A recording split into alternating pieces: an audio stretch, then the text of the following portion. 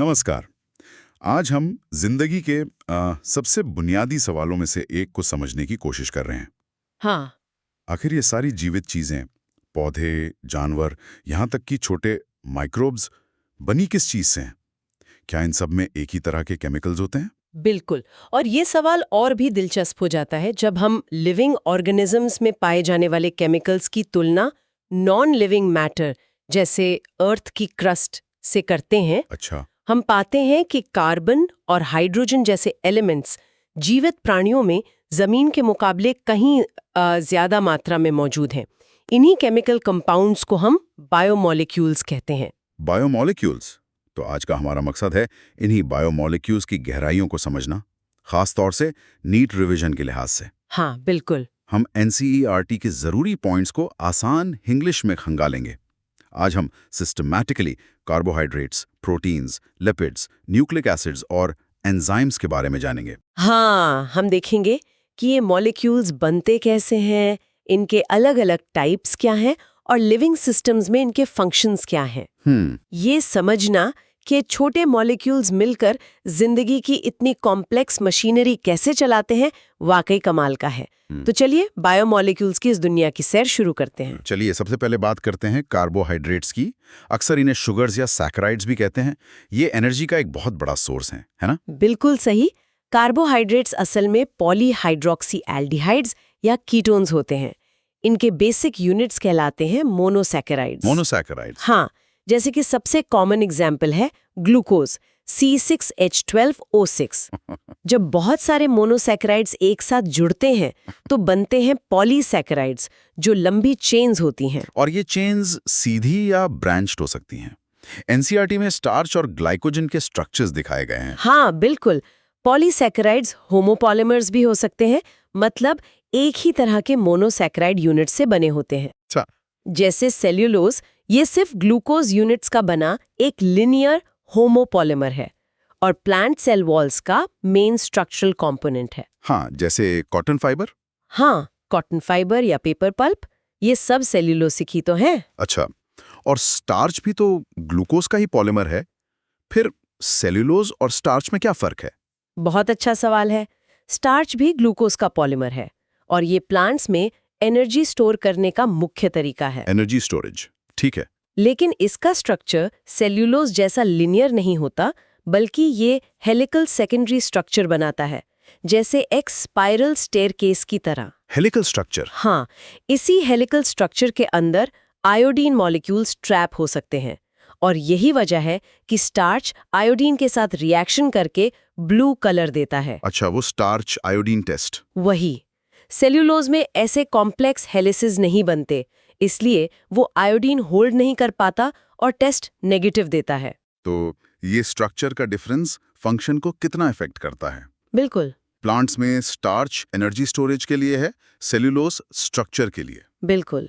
Animals में energy storage कैसे होती है? एनिमल्स में ग्लूकोज का स्टोरेज फॉर्म है ग्लाइकोजन। ग्लाइकोजन, हाँ। ये भी ग्लूकोज का ही पॉलीमर है, लेकिन स्टार्च से भी ज्यादा ब्रांच्ड होता है। ज्यादा ब्रांच्ड क्यों? ब्रांचिंग की वजह से इसके कई नॉन रिड्यूसिंग एंड्स होते हैं, जहां से जरूरत पड़ने पर ग्लूकोज यूनिट्स जल्दी रिलीज हो सकते हैं, एनर्जी जल्दी मिल जाती है। अच्छा।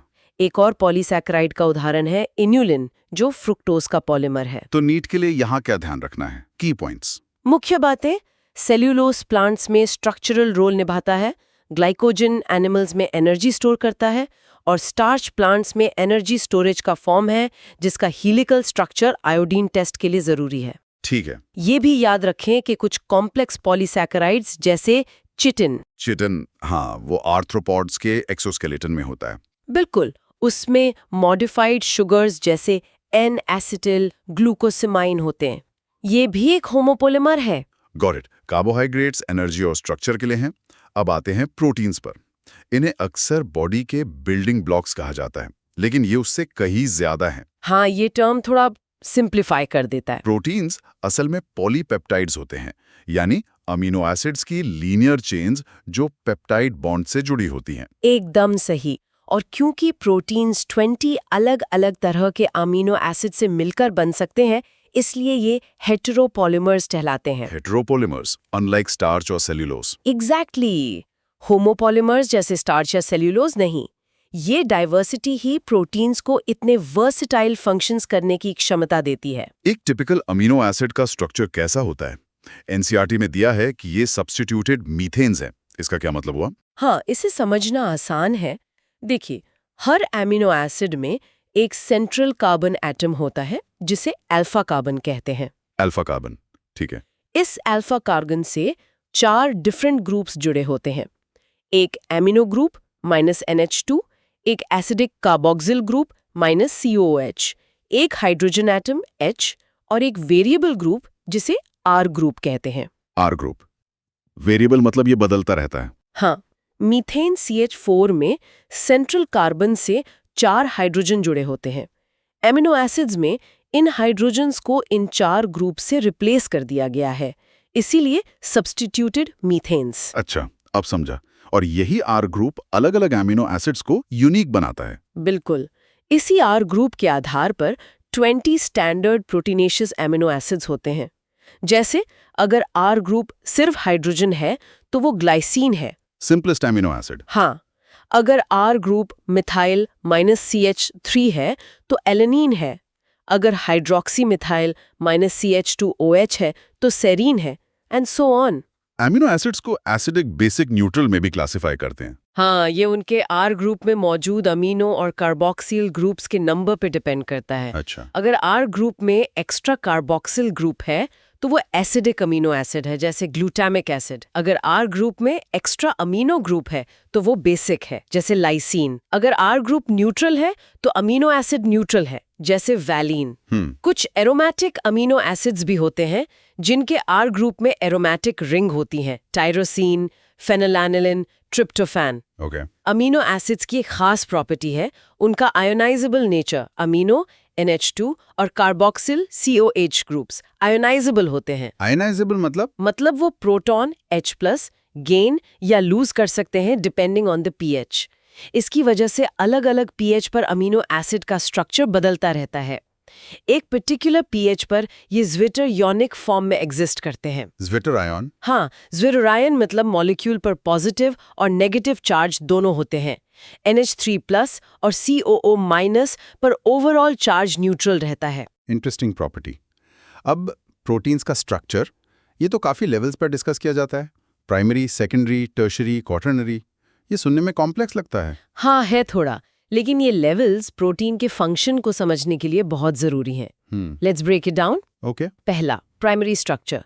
ये बस अमीनो एसिड्स का सीक्वेंस है। कौन सा अमीनो एसिड किसके बाद लगा है, N टर्मिनल से C टर्मिनल तक। जैसे ABCD सीक्वेंस। एग्जैक्टली। ये प्रोटीन की बेसिक आइडेंटिटी है, जैसे लेटर्स मिलकर वर्ड बनाते हैं। पोजिशनल इंफॉर्मेशन है ये। ठीक है, नेक्स्ट। दूसरा, सेकेंडरी स्ट्रक्चर। ये पॉलीपेप्टाइड चेन की लोकल फोल्डिंग है, मतलब चेन के कुछ हिस्से कैसे फोल्ड होते हैं। इसमें 2 कॉमन स्ट्रक्चर्स हैं, अल्फा हेलिक्स। Alpha helix. हाँ, एक रिजिड राइट हैंडेड स्पाइरल जैसा। एनसीईआरटी कहता है कि सिर्फ राइट हैंडेड हेलिसेस मिलते हैं। और दूसरा है beta pleated sheet structure. Beta pleated sheet. इसमें चेन के सेगमेंट्स एक दूसरे के पैरेलल या एंटी पैरेलल अरेंज होते हैं, शीट जैसा स्ट्रक्चर बनाते हैं। Okay. Primary sequence, secondary folding, फिर तीसरा, टर्शरी स्ट्रक्चर। ये लॉन्ग पॉलीपेप्टाइड चेन की ओवरऑल 3D फोल्डिंग है। आप इमेजिन करें एक ऊन के गोले की तरह। Hollow woollen ball. हाँ, एनसीईआरटी में लिखा है। हाँ, चेन खुद पर फोल्ड होकर एक स्पेसिफिक 3D शेप बनाती है। यही 3D शेप प्रोटीन की बायोलॉजिकल एक्टिविटी के लिए क्रूशल है। इसमें H bonds, ionic bonds, hydrophobic interactions, disulphide bonds जैसे कई फोर्सेस कंट्रीब्यूट करते हैं। तो फंक्शन के लिए टर्शरी स्ट्रक्चर इज की। एब्सोल्युटली। और चौथा लेवल है क्वाटरनरी स्ट्रक्चर। ये क्या है? ये लेवल तभी रेलेवेंट है जब कोई प्रोटीन एक से ज्यादा पॉलीपेप्टाइड चेन्स, जिन्हें सब यूनिट्स कहते हैं, से मिलकर बना हो। अच्छा, मतलब मल्टी सब यूनिट प्रोटीन्स के लिए। हाँ, क्वाटरनरी स्ट्रक्चर बताता है कि ये सब यूनिट्स आपस में कैसे अरेंज्ड हैं। जैसे अडल्ट ह्यूमन हीमोग्लोबिन। हीमोग्लोबिन। इसमें 4 सब यूनिट्स होते हैं। एग्जैक्टली। 2 अल्फा टाइप की और 2 बीटा टाइप की। इनका अरेंजमेंट ही क्वाटरनरी स्ट्रक्चर है। वाओ, स्ट्रक्चर इतना कॉम्प्लेक्स है तो फंक्शंस भी निश्चय ही बहुत डाइवर्स होंगे। बिल्कुल। प्रोटीन शरीर में अनगिनत काम करते हैं। कुछ न्यूट्रिएंट्स ट्रांसपोर्ट करते हैं सेल्स के अक्रॉस, जैसे GLUT4। Glucose transporter type 4। हाँ जी, ये ग्लूकोज को सेल के अंदर लाता है। कुछ हार्मोन्स की तरह एक्ट करते हैं, जैसे इंसुलिन। इंसुलिन, हाँ। कुछ इन्फेक्शियस एजेंट से लड़ते हैं, एंटीबॉडीज। एंटीबॉडीज भी प्रोटीन से। हाँ जी। सबसे इम्पॉर्टेंट, कई प्रोटीन्स एंजाइम्स की तरह काम करते हैं जो बायोलॉजिकल रिएक्शंस को कैटालाइज करते हैं। Example, trypsin. ट्रिप्सिन डाइजेशन में हेल्प करता है। करेक्ट। कुछ सेंसरी रिसेप्शन में मदद करते हैं, स्मेल, टेस्ट, हार्मोन्स के रिसेप्टर्स। और हाँ, स्ट्रक्चरल सपोर्ट भी देते हैं, जैसे कोलेजन। कोलेजन कनेक्टिव टिश्यूज में। हाँ, कोलेजन कनेक्टिव टिश्यूज का मेन कंपोनेंट है। कोलेजन और रूबिस्को के बारे में एनसीईआरटी में खास मेंशन है। ये इंपॉर्टेंट है क्या नीट के लिए? हाँ, ये नीट के लिहाज से इम्पॉर्टेंट फैक्ट्स हैं। कोलेजन एनिमल वर्ल्ड में सबसे ज्यादा पाया जाने वाला प्रोटीन है। Most abundant protein in animal world. Okay. और रूबिस्को रिब्यूलोज बिसफॉस्फेट कार्बोक्सिलेज ऑक्सीजनेज। लंबा नाम है। हाँ, ये फोटोसिंथेसिस में क्रूशियल एंजाइम है और पूरे बायोस्फीयर में सबसे अबंडेंट प्रोटीन माना जाता है। Most abundant protein in the whole biosphere. Wow. एक और बात याद रखनी है, essential versus non essential amino acids. हाँ, ये सुना है। एसेंशियल मतलब? एसेंशियल अमीनो एसिड्स वो हैं जिन्हें हमारी बॉडी बना नहीं सकती, उन्हें डाइट से लेना पड़ता है। डाइटरी प्रोटीन्स इन्हीं एसेंशियल अमीनो एसिड्स का सोर्स है। और non essential? Non essential amino acids body खुद सिंथेसाइज कर सकती है। ओके, क्लियर है। प्रोटीन्स के बाद चलिए लिपिड्स की बात करते हैं। ये वो मॉलिक्यूल्स हैं जो आमतौर पर पानी में घुलते नहीं, लाइक ऑयल्स एंड फैट्स। सही, हाइड्रोफोबिक नेचर होता है इनका। एक इंटरेस्टिंग पॉइंट एनसीईआरटी में है कि इनका मॉलिक्यूलर वेट ज्यादा नहीं होता, लेस देन 800 डा। फिर भी ये केमिकल एनालिसिस में एसिड इनसॉल्युबल फ्रैक्शन में मिलते हैं। ऐसा क्यों? ये एक बढ़िया पॉइंट है और अक्सर कंफ्यूजन भी होता है। टेक्निकली लिपिड स्ट्रिक्ट सेंस में मैक्रोमोलिक्यूल्स नहीं हैं। अच्छा। हाँ, लेकिन जब हम लिविंग टिश्यू को ग्राइंड करते हैं जैसे एसिड के साथ, तो सेल मेम्ब्रेन्स और दूसरी मेम्ब्रेन्स टूट जाती हैं। लिपिड्स इन मेम्ब्रेन्स का इंपॉर्टेंट पार्ट होते हैं। हाँ, मेम्ब्रेन्स लिपिड बाइलेयर होती हैं। एग्जैक्टली। टूटने पर ये मेम्ब्रेन फ्रैगमेंट्स छोटी छोटी वेसिकल्स बना लेते हैं। ये वेसिकल्स पानी में इनसॉल्युबल होती हैं और इसलिए फिल्ट्रेशन के दौरान एसिड इनसॉल्युबल पूल के साथ रह जाती हैं। एसिड इनसॉल्युबल पूल में तो प्रोटीन्स न्यूक्लिक एसिड जैसे बड़े मॉलिक्यूल्स होते हैं। हाँ, तो लिपिड्स वहाँ अपने साइज की वजह से नहीं, बल्कि अपनी केमिकल प्रॉपर्टी यानी इनसॉल्युबिलिटी और वेसिकल फॉर्मेशन की वजह से पहुंचते हैं। तो ये उनकी केमिकल प्रॉपर्टी है, साइज नहीं, जो उन्हें इनसॉल्युबल फ्रैक्शन में लाती है। अच्छा, तो ये क्लासिफिकेशन में एक एक्सेप्शन जैसा है। लिपिड्स होते कितने तरह के? Simple lipids. सिंपलेस्ट लिपिड्स है फैटी एसिड्स। एक फैटी एसिड में एक कार्बोक्सिल ग्रुप COOH होता है जो एक R ग्रुप से जुड़ा होता है। R ग्रुप फिर से? हाँ, यहाँ R ग्रुप एक हाइड्रोकार्बन चेन होती है जो छोटी जैसे मिथाइल CH3 या काफी लंबी 19 कार्बन्स तक हो सकती है। एग्जाम्पल, पॉमेटिक एसिड, इसमें 16 कार्बन्स होते हैं इंक्लूडिंग कार्बोक्सिल कार्बन। अराकिडोनिक एसिड में 20 कार्बन्स होते हैं। और सैचुरेटेड और अनसैचुरेटेड फैटी एसिड्स का क्या मतलब है? ये हेल्थ डिस्कशंस में काफी आता है। हाँ, इंपॉर्टेंट डिस्टिंक्शन है। सैचुरेटेड फैटी एसिड्स में R ग्रुप की हाइड्रोकार्बन चेन में कार्बन एटम्स के बीच कोई डबल बॉन्ड नहीं होता। चेन पूरी तरह हाइड्रोजन एटम से सैचुरेटेड होती है। स्ट्रेट चेन होगी। Generally straight. Unsaturated fatty acids में चेन में एक या ज्यादा C डबल बॉन्ड्स होते हैं। डबल बॉन्ड की प्रेजेंस चेन में एक किंक या बेंड लाती है। अच्छा, बेंड आ जाता है। हाँ। फैटी एसिड्स के अलावा और कौन से लिपिड्स इंपॉर्टेंट है? ग्लिसरॉल। एक और सिंपल लिपिड है ग्लिसरॉल, जो केमिकली ट्राई हाइड्रोक्सी प्रोपेन है। 3 हाइड्रोक्सिल OH ग्रुप्स होते हैं इसमें। ओके। कई लिपिड्स में ग्लिसरॉल और फैटी एसिड्स दोनों होते हैं। फैटी एसिड्स ग्लिसरॉल के हाइड्रोक्सिल ग्रुप्स के साथ एस्टर बॉन्ड्स बनाकर जुड़ते हैं।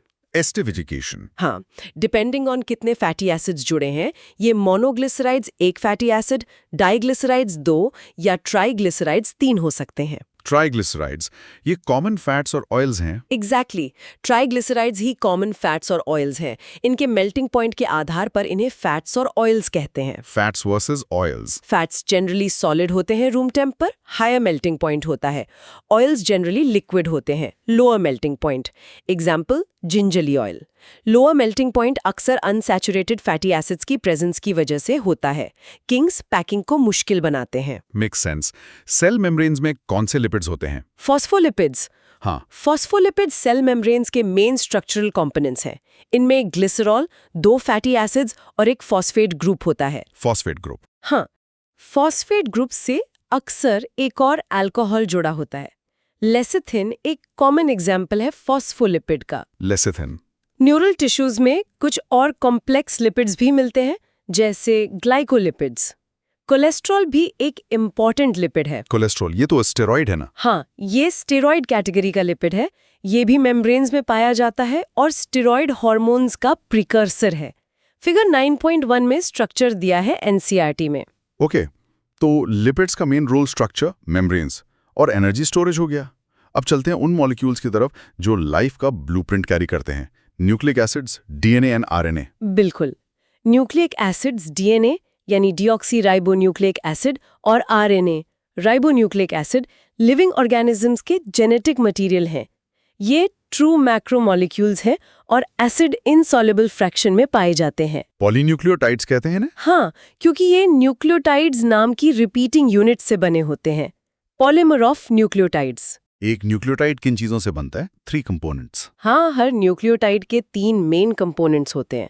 1 एक हेटेरोसाइक्लिक नाइट्रोजनस बेस, 2 एक पेंटोज शुगर 5 कार्बन शुगर, 3 एक फॉस्फेट ग्रुप। नाइट्रोजनस बेसिस कौन कौन सी होती हैं? A, T, C, G, U। हाँ, ये 2 कैटेगरीज में आती हैं, प्यूरीन्स और pyrimidines. Purines and pyrimidines. Purines double ring structures हैं, ये हैं एडेनिन A और guanine G। ANG। Pyrimidines single ring structures हैं, ये हैं साइटोसिन C, थाइमीन T और uracil U। CTU। Important point, DNA में AGCT पाए जाते हैं, जबकि आरएनए में T की जगह U होता है। So RNA has AGCU। Thymine in DNA, uracil in RNA। Got it? और शुगर में क्या डिफरेंस है डीएनए और आरएनए? शुगर पेंटोज होती है, मतलब 5 कार्बन शुगर। RNA में ये राइबोज होती है। DNA में ये 2-डीऑक्सीराइबोज होती है। डीऑक्सीराइबोज मतलब? डीऑक्सीराइबोज में राइबोज के मुकाबले 2 प्राइम कार्बन पर एक ऑक्सीजन एटम कम होता है, hence deoxy.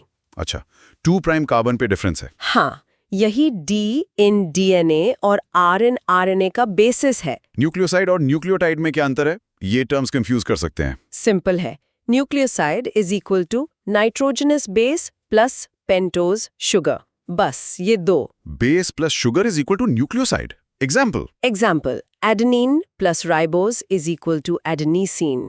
Guanine plus ribose is equal to guanosine. Cytosine plus ribose is equal to cytidine. Uracil plus ribose is equal to uridine. DNA में thymine plus deoxyribose is equal to deoxythymidine. Okay, और nucleotide? Nucleotide is equal to nucleoside plus phosphate group. Phosphate group sugar के 5 prime carbon से ester bond के through जुड़ता है। Base plus sugar plus phosphate is equal to nucleotide. Example? Example, adenine plus phosphate is equal to adenylic acid और adenosine monophosphate AMP। Deoxythymidine plus phosphate is equal to deoxythymidylic acid DTMP। तो DNA और RNA इन्हीं nucleotides की लंबी chains हैं जो phosphodiester bonds से जुड़ी होती हैं। प्रिसाइजली, एक न्यूक्लियोटाइड का फॉस्फेट अगले न्यूक्लियोटाइड की शुगर के 3 प्राइम कार्बन से जुड़ता है। ये चेन ही जेनेटिक इंफॉर्मेशन को स्टोर और ट्रांसमिट करती है जनरेशन टू जनरेशन। डीएनए का double helix structure, Watson Crick model. हाँ, जो बेस पेयरिंग रूल्स पर बेस्ड है। A हमेशा T के साथ पेयर करता है 2 H बॉन्ड से और G हमेशा C के साथ 3 H बॉन्ड से। ये पेयरिंग इंफॉर्मेशन स्टोरेज और रेप्लिकेशन के लिए फंडामेंटल है। नीट के लिए न्यूक्लिक एसिड्स में क्या हाईलाइट करेंगे? की डिफरेंसेस बिटवीन डीएनए और आरएनए याद रखना क्रूशल है। Sugar deoxyribose versus ribose, bases T versus U, purines A, G और पायरामिडीन्स C, T, U का क्लासिफिकेशन जरूर पता होना चाहिए। न्यूक्लियोसाइड वर्सेस न्यूक्लियोटाइड का डिफरेंस और फॉस्फोडाइस्टर बॉन्ड का कॉन्सेप्ट क्लियर होना चाहिए।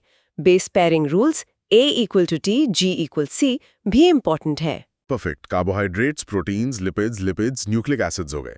अब आते हैं उन मॉलिक्यूल्स पर जो लिविंग सिस्टम्स में लगभग हर रिएक्शन को पॉसिबल बनाते हैं। Enzymes, biological catalyst. एकदम सही। एंजाइम्स रिएक्शंस की स्पीड को ड्रामेटिकली इंक्रीज कर देते हैं, मिलियंस ऑफ टाइम्स फास्टर, वो भी बिना खुद कंज्यूम हुए। ऑलमोस्ट सभी एंजाइम्स प्रोटीन्स होते हैं। ऑलमोस्ट मतलब एक्सेप्शंस हैं? हाँ, एक इम्पॉर्टेंट एक्सेप्शन है, राइबोजाइम्स। राइबोजाइम्स। ये आरएनए मॉलिक्यूल्स होते हैं जो एंजाइम की तरह कैटालिटिक एक्टिविटी शो करते हैं, रेयर बट इम्पॉर्टेंट। लेकिन मेजॉरिटी एंजाइम्स प्रोटीन्स ही हैं। और प्रोटीन स्ट्रक्चर यहाँ इंपॉर्टेंट हो जाता है? बिल्कुल, किसी भी प्रोटीन की तरह एंजाइम का प्राइमरी स्ट्रक्चर होता है जो फोल्ड होकर सेकेंडरी और फिर टर्शरी स्ट्रक्चर बनाता है। Tertiary structure is critical here. क्यों? इसी टर्शरी स्ट्रक्चर की फोल्डिंग से एंजाइम की सरफेस पर स्पेसिफिक क्रेविसेस या पॉकेट्स बनते हैं, जिनमें से एक पॉकेट कहलाता एक्टिव साइट। एक्टिव साइट ये वो जगह है जहाँ मैजिक होता है। हाँ, कह सकते हैं। एक्टिव साइट वो स्पेसिफिक रीजन है एंजाइम का जहां सबस्ट्रेट माने? सबस्ट्रेट वो मॉलिक्यूल जिस पर एंजाइम एक्ट करता है। अच्छा। तो सबस्ट्रेट आकर एक्टिव साइट पर बाइंड करता है। एक्टिव साइट की शेप और केमिकल प्रॉपर्टीज सबस्ट्रेट के लिए हाईली स्पेसिफिक होती हैं। इसी बाइंडिंग के बाद एंजाइम सबस्ट्रेट को प्रोडक्ट में कन्वर्ट करता है। स्पेसिफिसिटी इसकी very specific. Enzymes inorganic catalyst से कहीं ज्यादा एफिशिएंट होते हैं और स्पेसिफिक कंडीशंस, टेम्परेचर, पीएच में काम करते हैं। इनकी एफिशिएंसी का अंदाजा कार्बोनिक एनहाइड्रेस के एग्जाम्पल से लगता है। एनसीईआरटी कहता है कि ये CO2 और H2O को कार्बोनिक एसिड में बदलने वाले रिएक्शन को 10 मिलियन टाइम्स बढ़ा देता है। ये कैसे पॉसिबल है? ये कमाल होता है एक्टिवेशन एनर्जी को कम करके। Activation energy. सोचिए, किसी रिएक्शन को होने के लिए रिएक्टेंट्स को एक एनर्जी बैरियर क्रॉस करना पड़ता है, जिसे ट्रांजिशन स्टेट कहते हैं। इस बैरियर तक पहुंचने के लिए जो एनर्जी चाहिए वही एक्टिवेशन एनर्जी है। अच्छा, एक एनर्जी हम्प पार करना पड़ता है। एग्जैक्टली।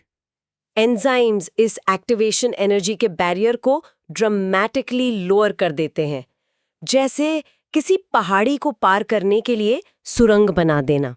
इससे रिएक्शन बहुत तेजी से हो पाता है। Great analogy. एंजाइम एक्शन का मैकेनिज्म क्या है? पहले लॉक-इन की मॉडल चलता था? हाँ, ML फिशर की एनालॉजी थी कि सबस्ट्रेट एक्टिव साइट में परफेक्टली फिट होता है, जैसे चाबी ताले में। रिजिड मॉडल था ये। और अब इंड्यूस्ड फिट की बात होती है। हाँ, इंड्यूस्ड फिट मॉडल डेनियल कॉशलैंड ने दिया। ज्यादा एक्यूरेट माना जाता है। इसके स्टेप्स कुछ यूं हैं। 1. सबस्ट्रेट एंजाइम की एक्टिव साइट के पास आता है और बाइंड करता है। Enzyme plus substrate gives ES complex. Yes, E+S is equal to ES के चारों ओर और टाइटली फिट हो जाती है। This is the induced fit. मतलब एक्टिव साइट थोड़ी फ्लेक्सिबल है। हाँ। 3. एक्टिव साइट में मौजूद अमीनो एसिड रेजिड्यूज सबस्ट्रेट के केमिकल बॉन्ड्स को स्ट्रेस करते हैं, उन्हें तोड़ने या नए बनाने में मदद करते हैं, जिससे सबस्ट्रेट प्रोडक्ट में कन्वर्ट हो जाता है। एंजाइम प्रोडक्ट EP कॉम्प्लेक्स बनता है, ES-EP। ओके। 4. प्रोडक्ट्स एंजाइम से रिलीज हो जाते हैं और फ्री एंजाइम E फिर से रिएक्शन साइकिल रिपीट करने के लिए तैयार हो जाता है, EP, E+P। ये ES कॉम्प्लेक्स फॉर्मेशन कैटालिसिस के लिए एसेंशियल ट्रांजिएंट स्टेप है। कौन से फैक्टर्स एंजाइम एक्टिविटी को अफेक्ट करते हैं? Temperature, pH? हाँ, ये बहुत इंपॉर्टेंट फैक्टर्स हैं। टेम्परेचर। हर एंजाइम एक स्पेसिफिक टेम्परेचर रेंज में बेस्ट काम करता है, जिसे ऑप्टिमम टेम्परेचर कहते हैं।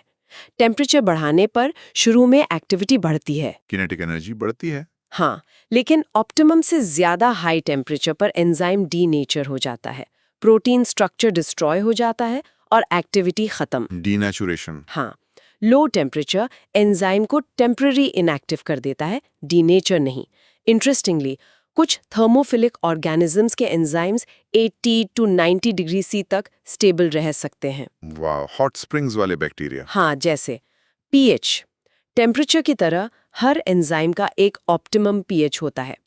pH बदलने से एक्टिव साइट के अमीनो एसिड्स का आयनाइजेशन स्टेट बदल जाता है, जो सबस्ट्रेट बाइंडिंग और कैटालिसिस को अफेक्ट करता है। एक्सट्रीम पीएच चेंजेस भी एंजाइम को डीनेचर कर सकते हैं। ऑप्टिमम पीएच भी स्पेसिफिक होता है। हाँ, सबस्ट्रेट कॉन्सेंट्रेशन बढ़ाने पर रिएक्शन की वेलोसिटी v बढ़ती है अप टू अ पॉइंट। क्यों? क्योंकि ज्यादा सबस्ट्रेट मॉलिक्यूल्स अवेलेबल होते हैं एंजाइम से बाइंड करने के लिए, लेकिन एक पॉइंट आता है जब सारे एंजाइम मॉलिक्यूल्स सबस्ट्रेट से सैचुरेटेड हो जाते हैं। उस पॉइंट पर रिएक्शन अपनी मैक्सिमम वेलोसिटी Vmax पर पहुंच जाता है। Vmax, saturation point. हाँ, उसके बाद सबस्ट्रेट कॉन्सेंट्रेशन और बढ़ाने से रेट नहीं बढ़ता। इनहिबिटर्स, कुछ केमिकल्स एंजाइम की एक्टिविटी को कम या बंद कर सकते हैं। इन्हें इनहिबिटर्स कहते हैं। Inhibitors like poisons? Some can be. एक टाइप है कॉम्पिटिटिव इनहिबिटर्स। इनका स्ट्रक्चर सबस्ट्रेट जैसा होता है। Mimic the substrate. हाँ, ये एक्टिव साइट के लिए सबस्ट्रेट से compete करते हैं।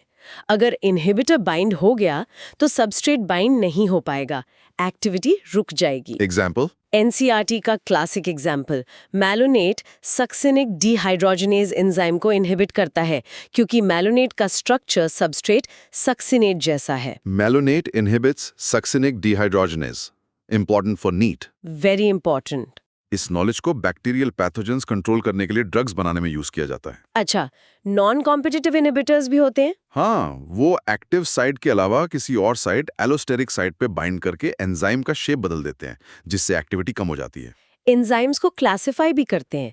6 क्लासेस बताई गई हैं एनसीईआरटी में। हाँ, एंजाइम्स को उनके द्वारा कैटलाइज किए जाने वाले रिएक्शन टाइप के बेसिस पर 6 मेजर क्लासेस में बांटा गया है। ऑक्सीडोरिडक्टेसेस, डिहाइड्रोजनेसेस, ट्रांसफरेसेस, हाइड्रोलेसेस, लाइएसेस, आइसोमरेसेस और लियासेस। इनके नेम्स इनके फंक्शन बताते हैं। ठीक है, कोफैक्टर्स के बारे में भी मेंशन है। ये क्या है और क्यों जरूरी है? कई एंजाइम्स को अपनी फुल एक्टिविटी के लिए नॉन प्रोटीन केमिकल कंपोनेंट्स की जरूरत होती है, जिन्हें कोफैक्टर्स कहते हैं। एंजाइम के प्रोटीन पार्ट को एपो एंजाइम कहते हैं। Apoenzyme equals to protein part. हाँ, एपो एंजाइम प्लस कोफैक्टर मिलकर होलो एंजाइम बनता है, जो कैटालिटिक एक्टिव होता है। Holoenzyme equals to active enzyme. Right. Cofactors 3 तरह के हो सकते हैं। 1. Prosthetic groups. ये ऑर्गेनिक कंपाउंड्स होते हैं जो एपो एंजाइम से टाइटली, अक्सर कोवेलेंटली बाउंड होते हैं। एग्जाम्पल, हीम ग्रुप, पेरोक्सिडेज और कैटालेज एंजाइम्स में प्रोस्थेटिक ग्रुप है। Haem group. 2. कोएंजाइम्स। ये भी ऑर्गेनिक कंपाउंड्स होते हैं, लेकिन एपो एंजाइम से ट्रांजिएंटली माने लूजली बाइंड करते हैं, यूजुअली कैटालिसिस के दौरान। कई कोएंजाइम्स एसेंशियल केमिकल कंपोनेंट्स होते हैं जिन्हें विटामिन्स कहते हैं। Vitamins act as coenzymes. Many do. Example, NAD nicotinamide adenine dinucleotide और NADP में विटामिन नियासिन होता है। Niacin is needed for NAD/NADP। हाँ, 3. Metal ions. कई एंजाइम्स की एक्टिविटी के लिए मेटल आयंस की जरूरत होती है। ये मेटल आयंस एक्टिव साइट पर स्पेसिफिक साइड चेन्स के साथ कोऑर्डिनेशन बॉन्ड्स बनाते हैं और सबस्ट्रेट बाइंडिंग में हेल्प कर सकते हैं। Example, zinc ion carboxy peptidase enzyme के लिए कोफैक्टर है। Zinc for carboxy peptidase. हाँ, कोफैक्टर हटाने पर एंजाइम की कैटालिटिक एक्टिविटी खत्म हो जाती है, जो इनकी इंपॉर्टेंस दिखाता है। तो एंजाइम सेक्शन से नीट के लिए क्या टेक अवे है? एंजाइम्स की हाई स्पेसिफिसिटी, उनका protein nature, ribozyme exception, active site का कॉन्सेप्ट और एक्टिवेशन एनर्जी को लोअर करने का मैकेनिज्म समझना इंपॉर्टेंट है।